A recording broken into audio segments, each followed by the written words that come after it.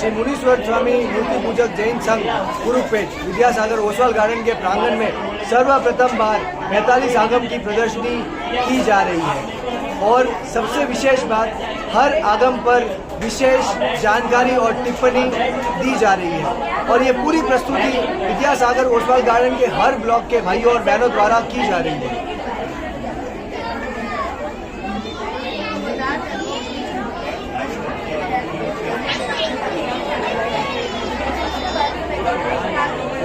वो आएगा नहीं आपको। आगम आगम क्या है? गणधरों के द्वारा रचे हुए सूत्र को आगम कहते हैं। आगम 45 है, 11 अंक, 12 उपांग, 10 पन्यास, 6 सूत्र, 4 मूल सूत्र, 2 शुल्का। इन आगमों में से हमें जो आगम मिला है वह दिशांक सूत्र है, जिनको केवल ज्ञान होते ही संसार का अंत क्या वनस्पति कहलाते हैं। यहाँ पर हम बोधिदायक जीवन चारित्र इसमें कहा गया है। इस आगम में 10 स्कंद है जिसमें 8 वर्ग है। इसमें बताया गया भव्य जीवन है, दीक्षा लेकर तब आदत की साधना करके फिर मेरा चल के ऊपर मोक्ष पाए। यह सूत्र द्वादशांगी का 8वां अंग है। केवल और अंतुत केवल में फर्क यह है, जो केवल उनके बाकी रहे आयुष्य अनुसार पृथ्वी तल पर देश देते दूसरे जीवों को दात और मोक्ष मिल जाता है। अंतुत केवल अंत में केवल ज्ञान पाकर तभी मोक्ष गए है।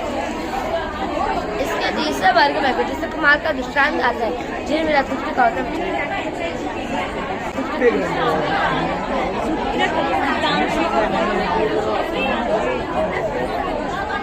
और एशिया के बारे में क्या हुआ है।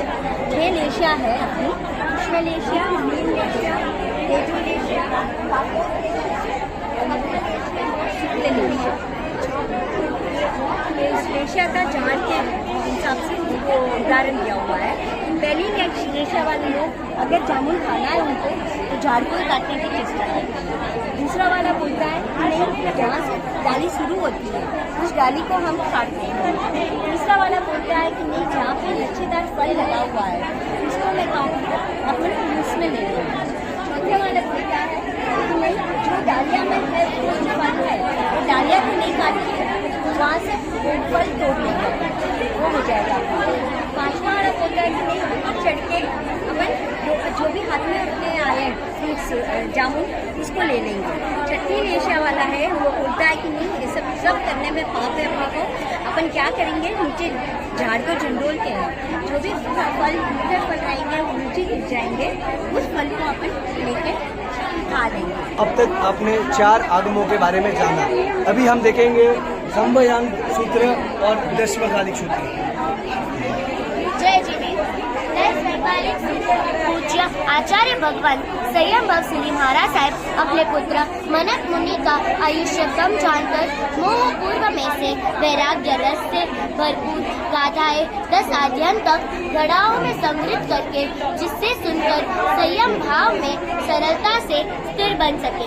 मनक मुनि के काल धर्म के पश्चात श्री संघ की विनंती से आचार्य भगवंत ने इस आगम का यथावत रखा।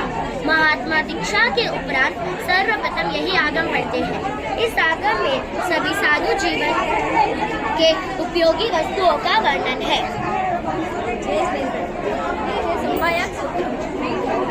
इस आगम में 1 से लेकर 100 तक की गिनती वाले चीजों को समझाकर करोड़ों की गिनती वाले पदार्थों का निर्देशन किया है।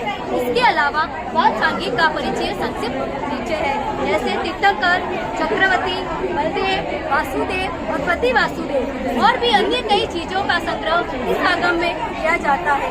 धन्यवाद। तो चलो हम आगे बढ़ते हैं अपने दूसरे आगम की ओर। जय जिनेन्द्र, हमें आगम सूत्र का प्रथम आगम श्री आचरण सूत्र का वर्णन करने का अवसर मिला है। इस सूत्र में जीव दया और जैना के विनय विवेक का महत्व को बताया गया है। हरमुख द्वारा संवत्सरण में दी गई देशना के गंडर भगवंतों के आगमों की रचना की गई है। हमें बड़े ही सुंदर और विशाल मंदिर में विराजमान प्रभु वचनों को आचार्य आगम को विराजमान किया गया है। कर्माद से होगा कर्मों का उदय, जीव दया और जैना से होगा कर्मों का श्रेय। आचरण सूत्र रस काय, देव काय, वायु काय, आप काय, पृथ्वी काय, वनस्पति काय वर्णन किया गया है। जैसे त्रस काय बेन्द्रिय से लेकर 13 पंचेंद्रिय जीव का त्रस काय कहलाते हैं। ये जीव अक्सर मिट्टी में और मिट्टी के आसपास पाए जाते हैं। हम जब भी मिट्टी का उपयोग करें उसकी जहना करनी चाहिए। टेव का यानी अग्नि बिना मतलब की अग्नि को प्रकट नहीं करना चाहिए, क्योंकि अग्नि के प्रकट होने से सूक्ष्म जीवों की विराधना होती है। बहुकाय हवा में रहने वाले सूक्ष्म जीवों की बहुता कहते हैं। आइए अब हम जानते हैं कि विराधना से कैसे बच सकती है। जैसे कि आप देख सकते हैं कि कपड़े मैंने सुबह 9 बजे सुखाए और उतारे अगले दिन 9 बजे, तो मेरे प्रमाद के कारण सूखे कपड़े अधिक से अधिक समय तक हवा में इस तरह झूलने के कारण असंख्य वायु जीवों की विराधना होती है। वनस्पति का पेड़ पौधे फूल पत्ते आदि वनस्पति का कहलाते हैं। हमें बिना मतलब के पुष्प आदि नहीं तोड़नी चाहिए और हरी घास पर नहीं चलना चाहिए, क्योंकि हरी घास पर चलने से एक गर्भवती स्त्री के पेट पर चलने जितना पाप लगता है। अब का पानी के अंदर पनपने जीव अब का कहलाते हैं। अक्सर पानी के आसपास नील जम जाती है, इसे निगोद कहा जाता है। इस पर पैर रखने से और नदी समुद्र स्विमिंग पूल में नहाने से अत्यंत जीवों और कर्मों का बंधन होता है। पृथ्वी का सभी जीव में रहने के लिए आधारभूत और इस मॉडर्न सेंसिटिव युग में भूलते ही जा रहे हैं। सिर्फ अपनी सुख सुविधा बिल्डिंग मॉल बनाते ही जा रहे हैं और इन सूक्ष्म जीवों की विराधना होती है। जिन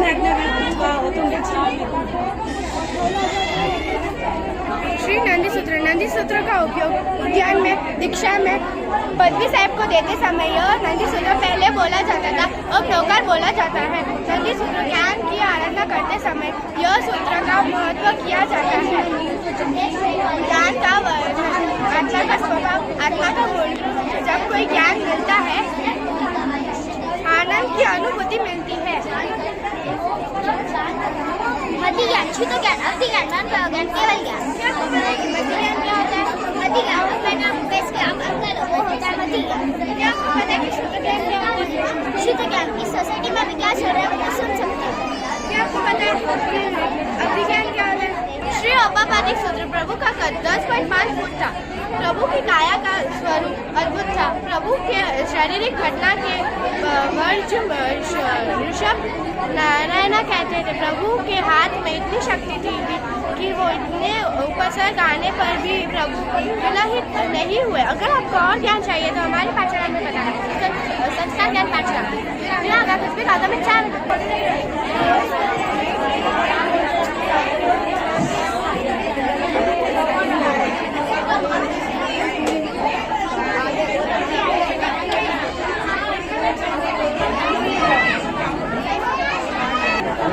तो चलो आगे बढ़ते हम 16वें, 17वें और 18वें आगम की ओर।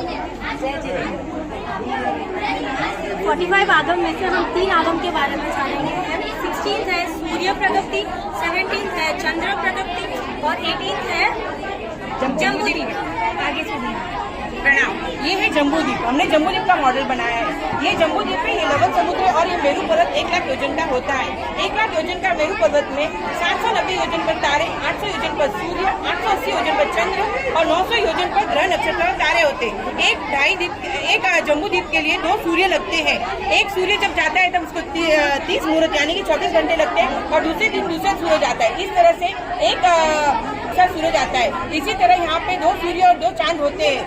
2.5 दिन में कितने सूर्य और कितने चांद है आगे जानिए। लवण समुद्र में 4 होते हैं, जम्बूद्वीप में 2, शांति खंड में 12, कालोनदी समुद्र में 42 और अर्धपुष्करा द्वीप में 72। कुल मिला के 132 होते हैं।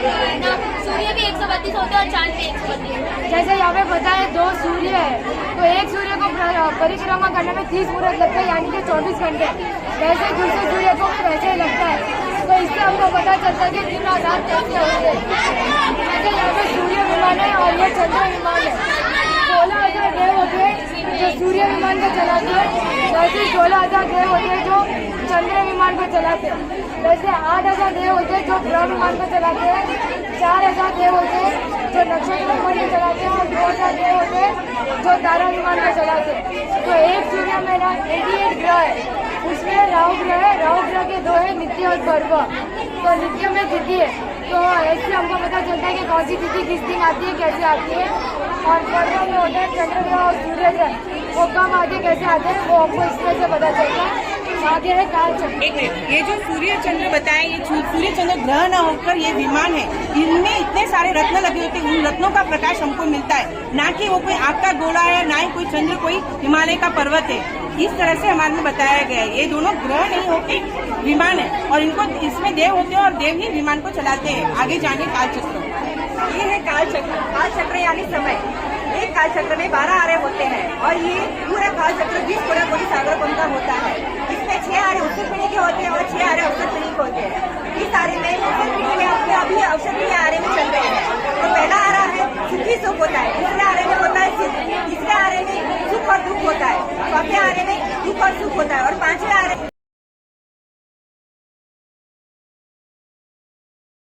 तो अब हम जानेंगे चौसरण बयाना सूत्र और महाप्रत्यय बयाना सूत्र के बारे में। जय जिनेंद्र, आज हम लोग 45 आगम में से 2 आगम की बात करने वाले हैं। श्री चौसरण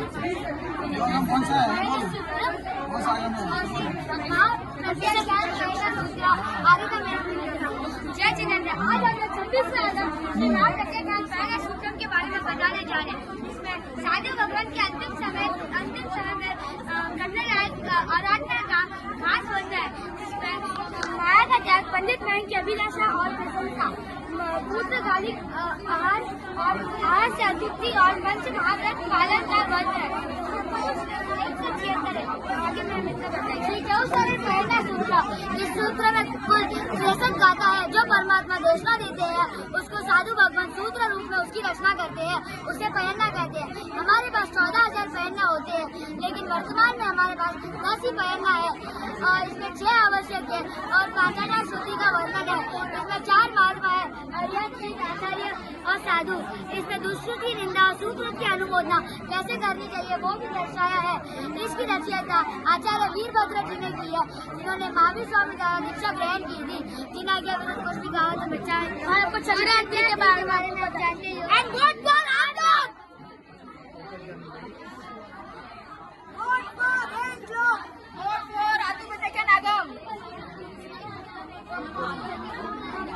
जय जिनेंद्र, प्रणाम। इस ग्रंथ का नाम अतिप्रत्यज्ञान प्रकीर्णक है और इस ग्रंथ का रचयिता श्री वीरभद्र श्री आचार्य भगवान है। यह ग्रंथ 2500 साल से भी अधिक प्राचीन है। इस ग्रंथ में 4 प्रकार के मरण भी बताए गए। एक है काल मरण, जो कि एक सामान्य व्यक्ति का होता है। दूसरा है काल पंडित मरण, जो कि एक व्रतधारी श्रावक का होता है। तीसरा है पंडित मरण, जो कि एक साधु का होता है। और चौथा है पंडित मरण, जो कि अहिंद भगवान होता है। जिस अंतिम समय में आखिरी अवस्था में एक श्रावक और एक साधक अपने चतुर शरण मतलब हरियन शरण, सिद्ध शरण और साधु शरण और केवल धर्म का शरण स्वीकार करता है, बाद में अनुमोदना करता है स्वीकृति और दुष्कृति की धरा करके सर्व साधु योगों का त्याग करता है, और बाद में जो प्रत्याख्यान मतलब पचकान करता है उसको आपको प्रत्याख्यान कहते हैं। मृत्यु सुनिश्चित है, वो अकस्मात रूप से आती है, वो हमें बोल के नहीं आती कि मैं आ रहा हूँ। इसलिए वो समय में हमें क्या करना है, वो समय में अपने समाधि भाव को कैसे टिकाना है, वो ये आगम में बताया गया है। और अंतिम वक्त में करने योग्य आराधना के स्वरूप वो इसमें बताया गया है। पंडित चरण, ये इसमें बताया गया। और रोगावस्था में मतलब हमें जब कोई रोग आता है वो समय में कौन सी आराधना करूँ, कौन से भाव लाने, वो इसमें बताया गया है। और मरण के समय सर्व जीवों का समय सागर में, यही एक आगम का संदेश है। प्रणाम, धन्यवाद। वोट फॉर आगम, वोट फॉर एन ब्लॉक। हाँ, तो अब हम हमारे एक आवक्ता निकी बहन से जानेंगे कि उनको इन 45 आगम की प्रदर्शनी में क्या सीखने मिला और उन्होंने क्या जाना। तो निकी बहन, आप हमें बताइए कि इस प्रदर्शनी में 45 आगमों के बारे में आपने क्या जाना। इसके पहले आपको 45 आगमों के बारे में नॉलेज थी?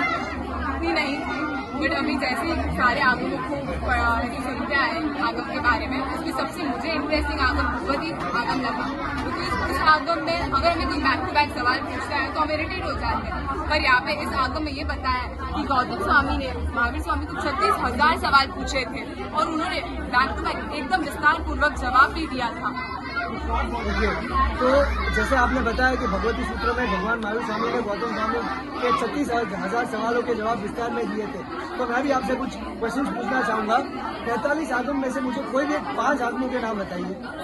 भगवती आगम, दश वैकालिक आगम,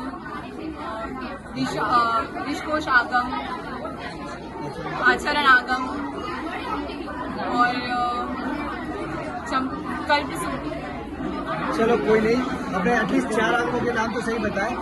और एक छोटा सा सवाल और पूछना चाहूँगा। आपने आगे जिस एक आगम में जहाँ पे उन्होंने मरण के 4 भेद बताए थे, उस 4 भेदों में से कोई भी एक भेद बता सकते हैं? बाल मरण। ओके, तो हमने देखा कि हमारी जो कोशिश थी कि हमारे पब्लिक तक अपने 45 आगमों की नॉलेज पहुँचे, तो उसमें हम लोग कई तक सफल रहे, क्योंकि लोग खाली देखने नहीं आए, उन्होंने उनका इंटरेस्ट दिखाया है और उन्होंने सारे आगमों के बारे में नॉलेज गैदर करने की कोशिश की है। जिन आगे विरुद्ध कुछ कहा हो तो मुझे मिलता। क्रिश्चियन की होली बुक है बाइबल, मुस्लिम की कुरान, जैसे ही जैनों की होली बुक है आगम।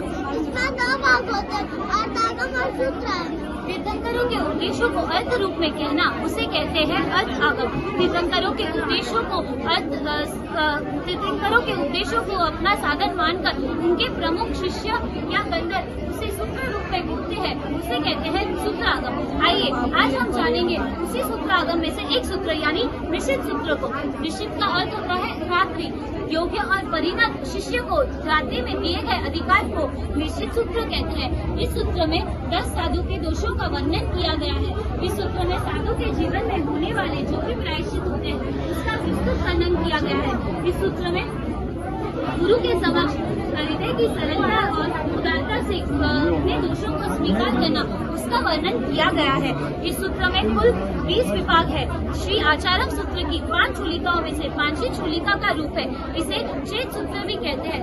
इसमें प्रमुख 821 श्लोक, 12,000 बृहद भाष्य, 7,500 लघु भाष्य, 28,000 छोटी और विश्वदेशक गुरु की 100 श्लोक प्रमाण उपलब्ध है। आज हम जानेंगे निश्चित सूत्र को एक एग्जाम्पल के थ्रू। एक बार रात्रि में गुरु महाराज अपने शिष्य को मछली बनाने की विद्या सिखा रहे थे। इधर खिड़की से एक मछुआरे ने वो विद्या सीखी और वो विद्या सीख के बहुत सारी मछली बनाने लगा और मछली बना के बहुत पैसे कमाने लगा। इससे मछुआरा बहुत धनवान हो गया। और एक दिन मछुआरे को गुरु महाराज मिले और मछुआरे ने कहा कि मैंने आपकी विद्या अनजाने में सीखी और उस विद्या से मैं बहुत धनवान हो गया। गुरु महाराज को लगा कि मेरी एक विद्या से कितनी जीव हिंसा हो रही है। गुरु महाराज को लगा कि इतनी जीव हिंसा से अच्छा है कि एक ही जीव हिंसा हो। गुरु महाराज ने चिंतन किया और मछुआरे को अपने पास बुलाया और बोला कि मैं तुझे एक ऐसी विद्या दूंगा जिससे कि एक स्वर्ण पुरुष उत्पन्न होगा। लेकिन उस विद्या से एक स्वर्ण पुरुष तो उत्पन्न हुआ नहीं, एक बाघ उत्पन्न हुआ और वो बाघ मछुआरे को निगल गया। इस प्रकार गुरु महाराज ने अपना प्रायश्चित पूरा किया। यदि आपको हमारा डेमो अच्छा लगा हो तो डीप को वोट जरूर देना। जिन आ गया खुशबू वाला हो तो चाय दिख रहा हो।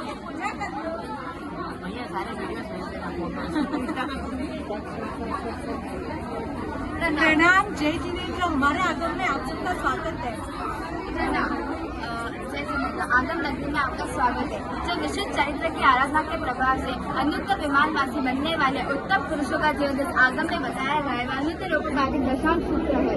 यह अनुत्तर देवलोक में जन्म लेने वाले एक अवतारी होते हैं। भगवान महावीर के शासन में यह 10 महापुरुष अनुत्तर देवलोक में गए, इसीलिए इसे अनुत्तर दशांश सूत्र कहा गया है। ये सभी राजा शैनी के पुत्र थे। जाली, मयाली, उपजाली, पुरुष दीर्घदंत, लक्षदंत, बेहद अमिल कुमार। एक के साथ रानी मालिनी के पुत्र थे। 8वें और 9वें रानी चेला के पुत्र थे और 10वें रानी नंदा के पुत्र थे। ये सभी भगवान महावीर के पास दीक्षा ग्रहण करके जो अनुत्तर विमान के देव बने, जो अनुत्तर देव महावीर क्षेत्र में जन्म लेकर मोक्ष को प्राप्त करेंगे। ये देव विमान राजगिरी, हगरी और आगम जनाज्ञा में कुछ भी कहा तो इच्छा भी दुखड़ा। हाँ, तो अब हम जानेंगे कि सिर्फ बड़े नहीं, छोटे छोटे बच्चे भी यहाँ बहुत सारे आए हुए हैं, उनको क्या सीखने मिला या उन्होंने क्या जाना। तो अब हम जानेंगे इस बच्ची से। आपका नाम बताइए। सांची बेन।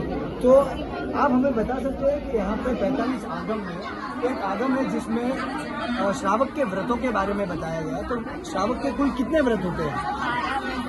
12 व्रत, बिल्कुल सही है ये। तो क्या आप मुझे इनमें से कोई 3 व्रतों के नाम बता सकते हैं?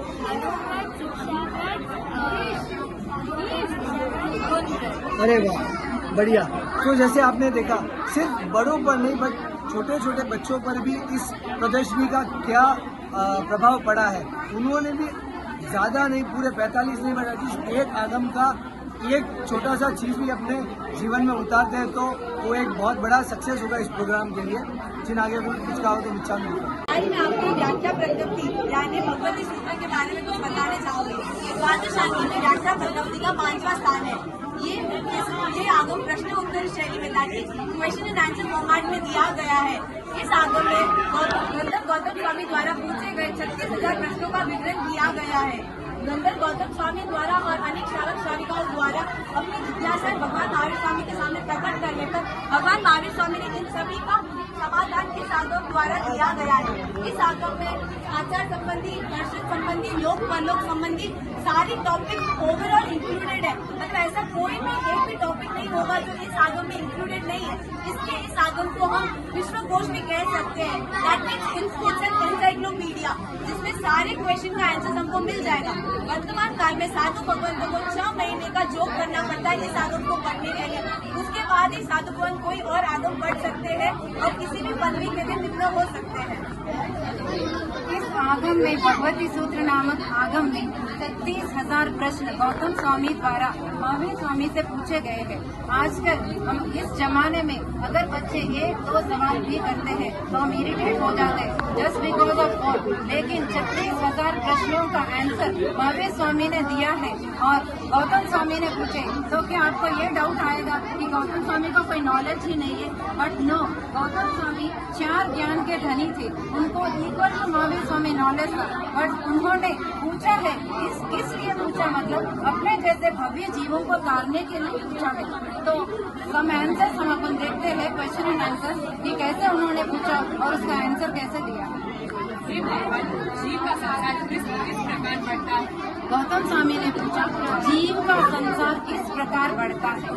हे गौतम, 18 पाप खाने के सेवन से जीव का संसार बढ़ता है। गौतम स्वामी ऐसे पूछते थे कि वो बालक है, ही इज ऑलमोस्ट 0, उनको कुछ भी पता नहीं। और जब महावीर स्वामी भगवान हे गोइमा करके भी बोलते हैं तो 3.5 करोड़ रोंगटे उनके मतलब ऐसे खड़े हो जाते, इतना आनंद कि उनके गुरु उनको आंसर दे रहे हैं। तो ये आंसर मैं आपको बता रही हूँ। ये भगवान जीव का संसार किस प्रकार बढ़ता है। 18 पाप स्थानों के सेवन से आप रोज प्रतिक्रमण में सुबह शाम 18 पाप स्थान बोलते ही हो कि पहले प्राणाधिकार से लेकर 18 इंद्रियों, लेकिन कभी आपने चिंतन नहीं किया है कि यही कारण है इनका सेवन से हमारा संसार बढ़ता है। समझ में आ रहा है? अभी आपको डाउट होना चाहिए कि अगर संसार बढ़ता है तो संसार घटेगा कैसे, तो वो अगला भगवान जीव का संसार किस प्रकार बढ़ता है। हे गौतम, 18 पाप कानून से विरत होने से जीव का संसार बढ़ता है। 18 पाप कानून से व्रत, नियम, बचकान और वृद्धि में रहेंगे तो हमारा संसार घट सकता है। फॉर एग्जाम्पल, अहिंसा का पालन करना, झूठ नहीं बोलना, चोरी नहीं करना, वैकुंठ का सेवन नहीं करना, राग, द्वेष, क्रोध, मान, माया, लोभ, ये सब अपन छोड़ देंगे तो इस संसार से जल्दी ही बाहर उतर सकते हैं। हे भगवान, कौन सा जीव सोया हुआ अच्छा लगता है। हे गौतम, जो जीव हमेशा अधर्म का प्रवृत्ति करता है, जो आलसी है और जो अधर्मी है वो हमेशा सोया हुआ अच्छा है। जो जीव पाप की प्रवृत्ति करता है वो हमेशा सोया हुआ अच्छा है। फॉर एग्जाम्पल, आजकल बच्चे घर पे सोते हैं तो सोने देते हैं, सोने दो ना, लेकिन जब भी उसकी आँख खुलती है तो क्या करते हैं, वो मोबाइल ही लेते हैं। क्या देखते हैं उनको कुछ भी पता नहीं, they might be doing something wrong, वो पता नहीं। और जैसे कि काल सॉरी कैसा है, फॉर एग्जाम्पल आजकल स्लॉटर हाउसेस में जो अगर उनकी आँख खुल गई 3 बजे तो वो क्या सोचेंगे, आज मैं कितना काटूं, कितना कमाऊं, पूरी ऑलवेज 24/7 पाप का चिंतन मनन चलता है। तो ऐसे जीव को सोए हुए ही अच्छा। ये भगवान, कौन सा जीव जगा हुआ अच्छा है। जो जीव धर्म की प्रवृत्ति करता है, कल्याण और पराक्रम है, जागे हुए कौन सा जीव जागा हुआ जो हमेशा धर्म करता है। फॉर एग्जाम्पल आजकल के साधु जो अगर 2:30 बजे भी जग जाए, नींद भी खुल जाए, तो क्या सोचेंगे? अपनी आत्मा के कल्याण के बारे में सोचेंगे। हमेशा उनका चिंतन आत्म रमणता का होता है। जैसे उद्यान में करेंगे तो आपका एक्सपीरियंस हुआ होगा कि जब भी उठते हैं धर्म कार्य ही करते हैं। ऐसे जीव जो धर्म कार्य करते हैं, ऐसे जीव हमेशा जगे हुए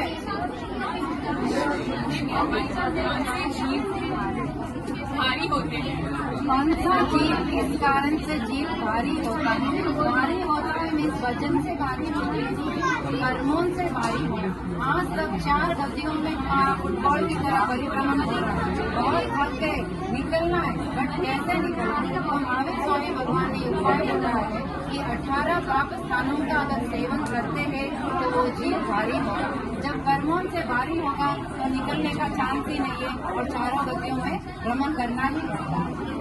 हे भगवान, कौन सा जीव हल्का होता है? अभी हल्का होने का क्या रास्ता है? अगर जीव हल्का हो गया तो संसार से पार उतर सकता है। तो वंश के 18 पाप स्थानों से विरत होंगे तो जीव हल्का होगा और जल्दी मोक्ष प्राप्त कर सकते हैं। हमने बहुत इजी क्वेश्चन आंसर्स दिए हैं ताकि आपको इस लाइफ में आपके पंचम काल में हेल्प मिल सके। ऐसे देखे जाए तो बहुत सारे क्वेश्चन आंसर्स है कि जीव किस कारण से अंधा होता है, या फिर जीव को निम्न कुल क्यों मिलता है, या फिर जीव का गर्भ क्यों रुक जाता है।